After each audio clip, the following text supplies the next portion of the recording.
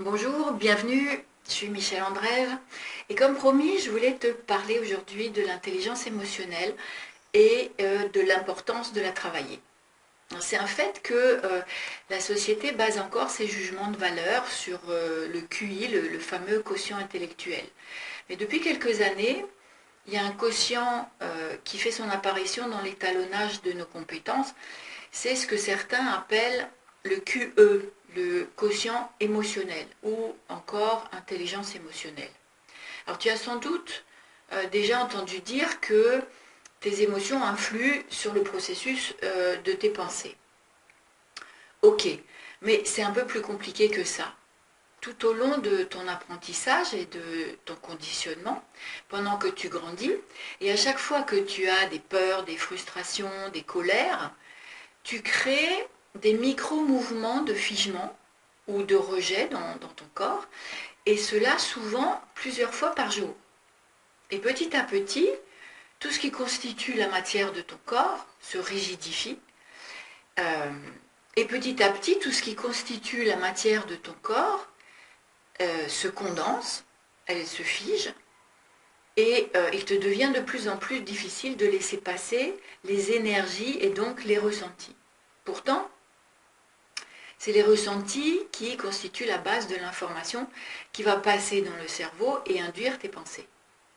Tu crées ainsi une prédominance des pensées induite par le mental, une sorte de processus de survie, un automatisme toxique de croyances qui induisent les peurs de toutes sortes et dont tu vas devenir l'esclave inconscient. Et c'est ce fonctionnement qui te maintient dans des habitudes de survie qui crée tes émotions.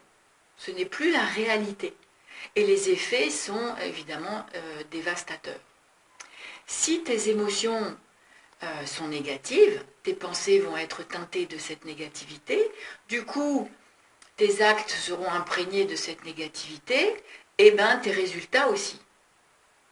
D'où l'importance de mieux connaître, mieux assimiler et mieux gérer tes émotions. Et c'est ce que moi je nomme la VIE. C'est valoriser ton intelligence émotionnelle. Et ça signifie développer des compétences essentielles pour ton équilibre psycho-affectif. Rien ne sert d'avoir une tête bien pleine si tu es bousculé constamment par des émotions incontrôlables et perturbatrices. L'intelligence émotionnelle, c'est l'art de bien utiliser tes émotions afin de ne pas te laisser submerger par elles. Mais voilà, le gros problème, c'est que tu es souvent inconscient de tes émotions et des raisons et des circonstances qui t'empêchent de les utiliser de manière appropriée.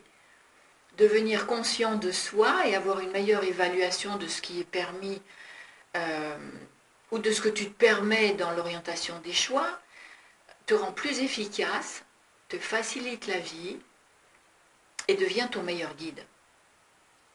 Ton intelligence émotionnelle sert in fine à te permettre une meilleure adaptation de ton environnement à tout ce qui t'arrive. Alors, j'ai appelé ça la valorisation de ton intelligence émotionnelle. C'est ça le VIE. Et la vie, ça s'apprend, ça se développe et ça se perfectionne. Fondamentalement, la VIE représente le degré de maturité émotionnelle d'un individu à rester en équilibre dans ses expériences, à être ancré et en confiance de ce qu'il est, à agir avec justesse et en harmonie avec son entourage.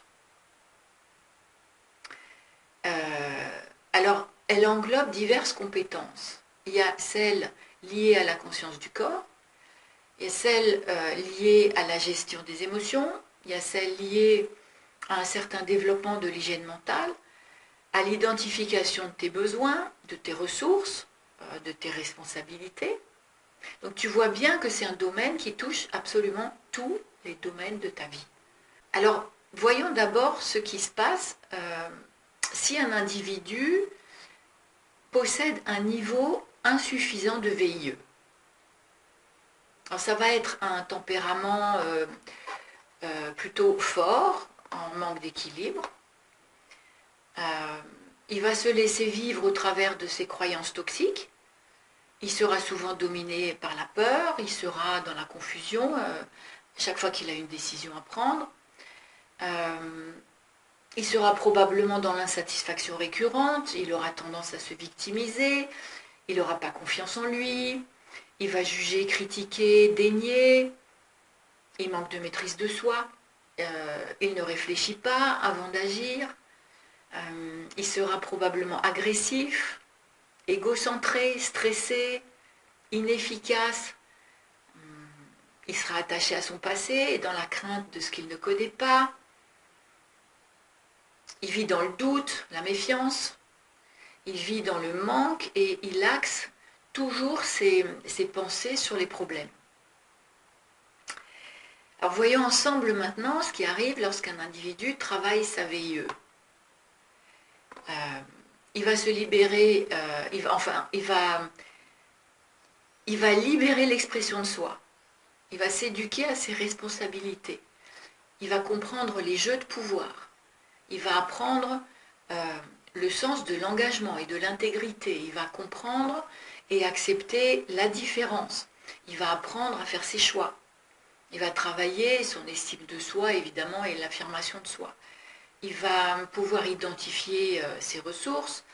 Il va mettre à jour ses schémas de pensée toxiques. Il va s'exprimer et être en relation. Il va assumer ses choix. Il va connaître ses besoins. Il va savoir faire ses demandes. Il va avoir conscience de son corps. Il va gérer mieux son équilibre intérieur. Et il va devenir super créatif. C'est ce qu'on appelle être co-créateur de son histoire. Donc tu vois que la VIE, elle touche vraiment tous les domaines et que lorsque ta VIE est en équilibre, tu es plus en conscience de ce que tu vis dans ton corps, tu sais mieux gérer le stress, tu sais mieux communiquer,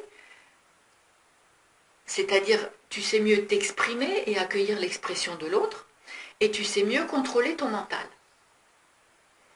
Tu es plus en mesure de trouver le sens de ce que tu vis. Tu retrouves les sensations, tu peux leur faire confiance et tu reviens dans un processus de santé. Et tu retrouves le leadership qui est nécessaire pour bien mener ta barque. La VIE, elle vise aussi à développer tes compétences pour te permettre de prendre le recul nécessaire dans les différents défis de ton quotidien. C'est un apprentissage absolument vital pour traverser ta vie de manière plus sereine. Alors bien sûr, c'est des mots tout ça, je suis bien d'accord. Et c'est pour ça que le plus important dans cette histoire de VIE, c'est l'expérience. L'expérience est absolument vitale. Sans expérience, tu ne peux pas influencer tes comportements de manière signifiante. Alors, Byron Katie, elle dit, je la cite, « Tu ne peux imaginer le futur que comme tu connais les choses. Et quand ton cerveau se souvient des blessures, des traumas et des infos générales et du conditionnement, tu ne peux qu'avoir peur et être en panique. Dans le passé, tu vis de dépression. Dans le futur, tu vis de panique. Et donc finalement, tu connais les choses que si tu les as vécues. Ton expérience émotionnelle se forge avec l'exploration, l'interaction, la prise de risque, le choix, la prise de parole, l'action et la création. L'expérience permet d'explorer les attitudes et les ressentis précis dans des conditions particulières. Si tu ne prends pas de risque, tu restes dans tes habitudes et tu n'obtiens rien de plus et rien de différent. Alors j'arrive à un sujet hyper passionnant, c'est bien sûr ton mental qui, pour ruser, pour te maintenir dans ta zone de confort, il va t'installer dans des stratégies de survie. Voilà. C'est le sujet de la prochaine vidéo. Alors, à tout bientôt. Et n'oublie pas que le pouvoir de changer est entre tes mains.